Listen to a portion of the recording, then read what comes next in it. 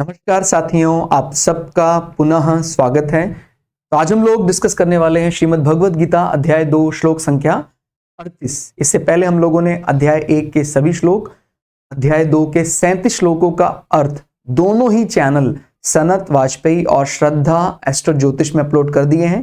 कोई भी व्यक्ति अलग अलग श्लोकों का अर्थ समझना चाहता है, दोनों में से किसी भी चैनल में जाए, भगवद गीता प्लेलिस्ट पूरी की पूरी आप प्रथम श्लोक से लेकर अंतिम श्लोक तक देख सकते हैं।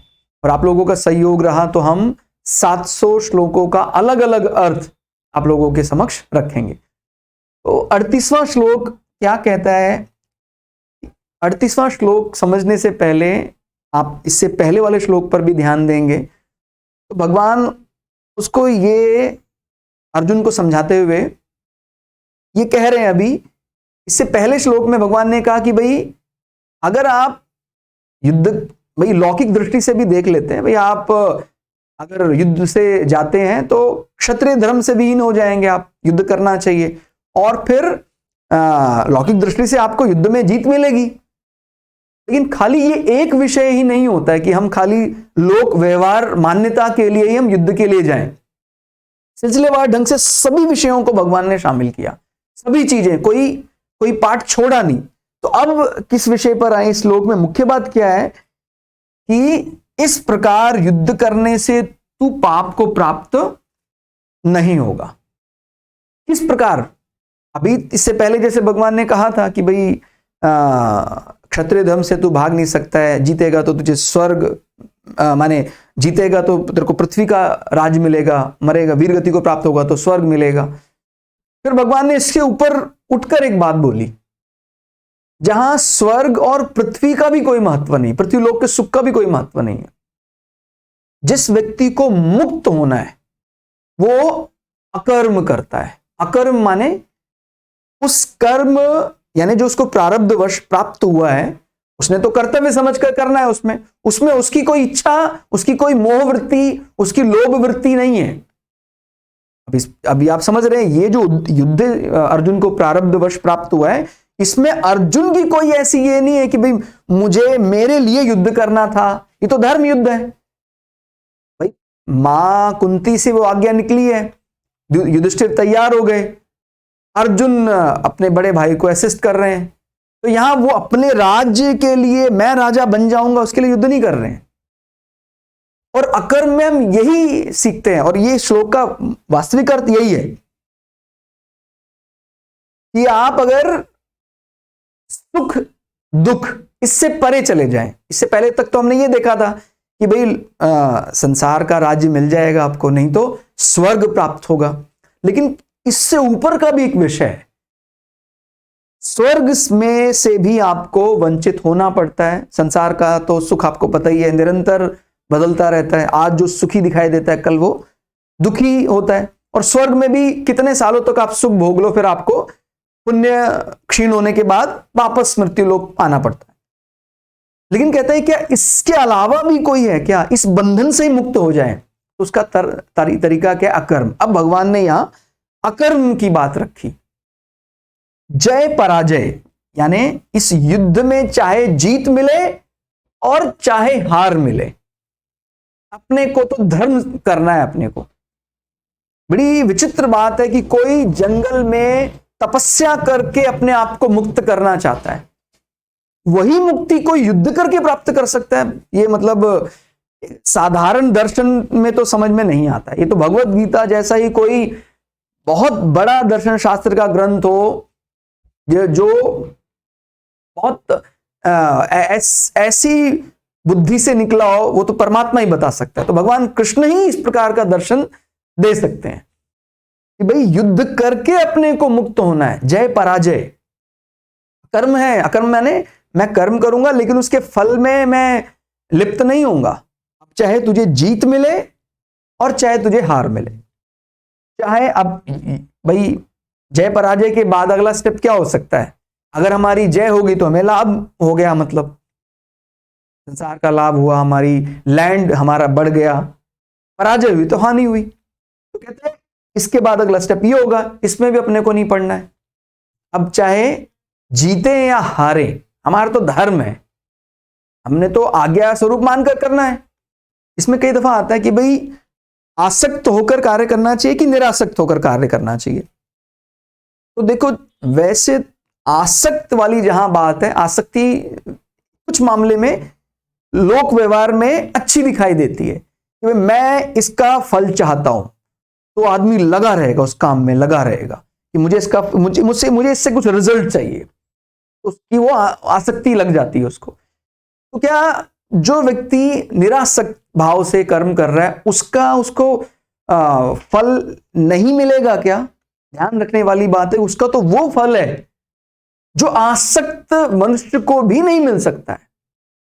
क्लियर हो गया भाई? आसक्त व्यक्ति को तो उसका एक क्षणिक सुख मिलेगा, लेकिन अगर निरासक्त होकर उसी भावना के साथ वो युद्ध करेगा, युद्ध माने कोई भी लाइफ टास्क, हमारे जीवन का कोई भी टास्क, कि आपको, मैं निरासक्त, उस काम के फल से मुझे महत्व नहीं है, लेकिन मैं उस काम में जरा भी चूक ना हो इसके लिए मैंने अपनी सारी बुद्धि लगा दी। तो कहते हैं इससे जो फल उत्पन्न होगा उसकी तो आप कल्पना नहीं कर सकते हैं। वो आपको मुक्त करने की ताकत रखता है इस बंधन से, प्रतियोगिताओं से, बार बार के जन्म मृत्यु, बार बार की लाभ हानियां, डेली के कम हो गया, आज ज्यादा हो गया, बदलता जा रहा है, मेरे कोई पुत्रों से दुखी हो रहा है, कोई अपने साम्राज्यों से दुखी हो रहा है। ये सारे चक्कर से मुक्त होने के लिए तो अकर्म ही एकमात्र तरीका है।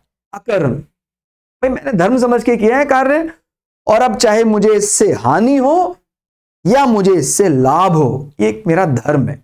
और अगर वो, अब जैसे राजा हरिश्चंद्र के बारे में पढ़ते हैं तो उन्होंने कहा मैं अपना धर्म नहीं छोड़ूंगा। जब उनकी राजा हरिश्चंद्र की कथा पढ़ेंगे तो हृदय चित्कारने लग जाता है उनके बारे में। जब पढ़ते हैं हम, कैसे कैसे महान दिव्य आत्माओं ने भारतवर्ष में जन्म लिया, राजा, सम्राट, और अपना सारा राज्य एक महान आत्मा, महान ऋषि को समर्पित कर दिया कि भाई मुझे ऐसा लगता है कि मेरे कारण आपकी तपस्या भंग हो गई। तो ऋषि विश्वामित्र को उन्होंने अपना राजपाट सब दे दिया। उसके बाद फिर उन्होंने कहा कि तप भंग के दंड के रूप में हमें कुछ स्वर्ण मुद्राएं भी आप कमा कर दो।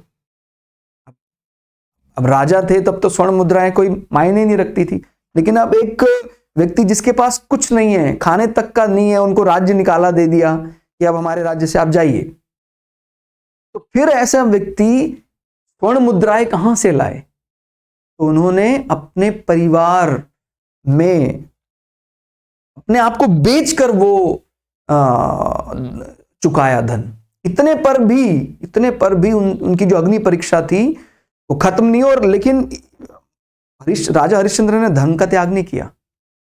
मैं तो अब चाहे मुझे अपने धर्म से दुख मिले चाहे सुख, मुझे उससे मतलब नहीं है। मुझे तो ये पता है कि मैंने जो धर्म का रास्ता पकड़ा है ये मुझे मुक्त कर सकता है।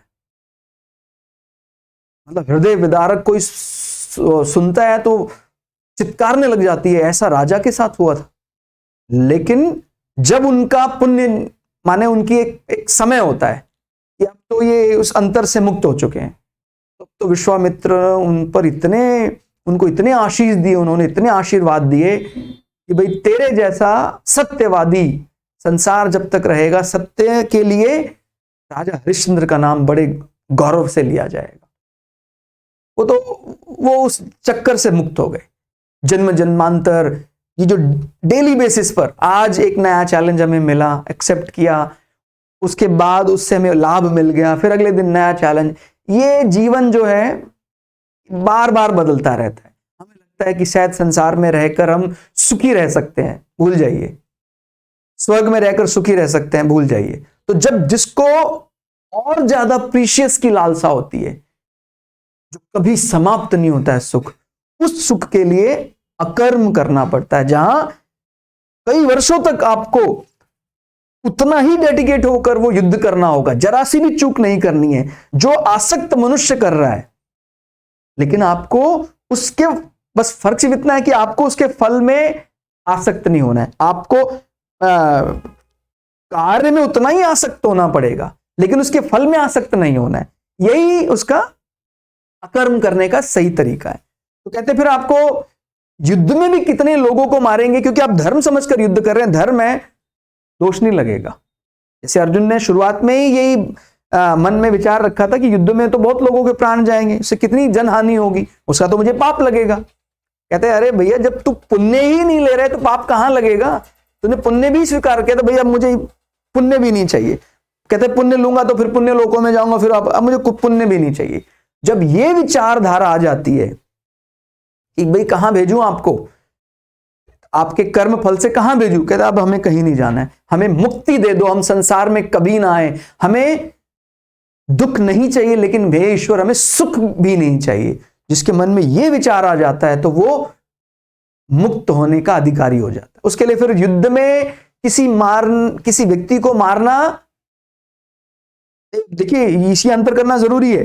एक व्यक्ति जो सिर्फ अपने लिए युद्ध कर रहा है, अपने निहित स्वार्थ के लिए युद्ध कर रहा है, मेरा क्षेत्र बढ़ जाए, उससे वो जो प्राण हत्या कर रहा है उसको महान दंड मिलेगा, वो अभी उसके कर्म फल में जुड़ता जा रहा है। लेकिन किसी ने ऐसी कामना ही नहीं की कि मुझे कुछ पुण्य चाहिए, कुछ मुझे पुण्य नहीं चाहिए, आदेश आया ऊपर से, मेरा कर्तव्य है, मैं प्राण दे दूंगा अपने लिए, उसके लिए पुण्य नहीं है लेकिन पाप भी तो नहीं है उसके लिए। तो ये अंतर बहुत बहुत बारीक अंतर, इसको समझना है। ठीक हो गया? तो जय पराजय तो उसमें से कोई नहीं चाहिए, लाभ हानि सुख दुख। अब अपने को ना तो दुख चाहिए ना सुख ही चाहिए, अपने को सुख भी नहीं चाहिए। तो सर सुख तो सबको अच्छा लगता है, संसार में कौन ऐसा है? यही तो विचित्र बात है। जब हम इस अंतर से निकलने की चाह करते कि कहते हैं डेली बेसिस पर आज हमें मिला, बहुत ज्यादा आनंद आया, लेकिन कल वही फिर कुछ दिनों के बाद फिर एक गैप क्रिएट हो जाता है, फिर हमें और ज्यादा चाहिए की कामना होती है, फिर उसके लिए दुखी रहते हैं, फिर दोबारा मिल जाता है, फिर सुखी हो जाते हैं। तो कहते हैं ये डेली प्रतियोगिताएं, डेली कंपटीशन चल रहे हैं। जब व्यक्ति इससे बहुत ज्यादा ऊब जाता है तो फिर वो मुक्त होने के लिए अपने को और ऊपर के कर्म में रत कर देता है। और वो कर्म क्या है? अकर्म। कर्म तो उतने ही अनुशासन से होगा, लेकिन उसका फल मुझे नहीं चाहिए। तो जय पराजय, लाभ हानि और सुख दुख को समान समझकर उसके बाद युद्ध के लिए खड़ा हो जा। इस प्रकार युद्ध करने से तू पाप को प्राप्त नहीं होगा। कितनी बड़ी बात भगवान ने यहां कही।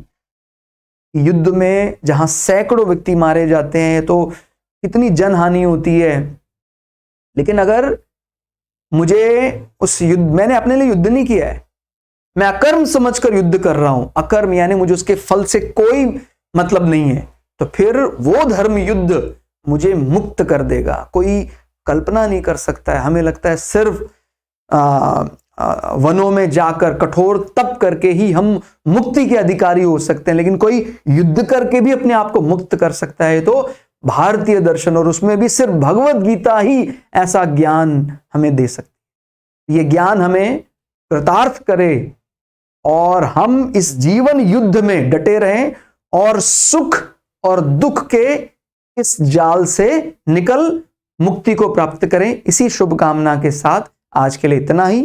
ये श्लोक अर्थ आपको कैसा लगा कमेंट करके जरूर बताइएगा। मिलते हैं अगली क्लास में, तब तक के लिए जय श्री भगु पराशरा, जय श्री शुक्राचार्य, नमस्कार।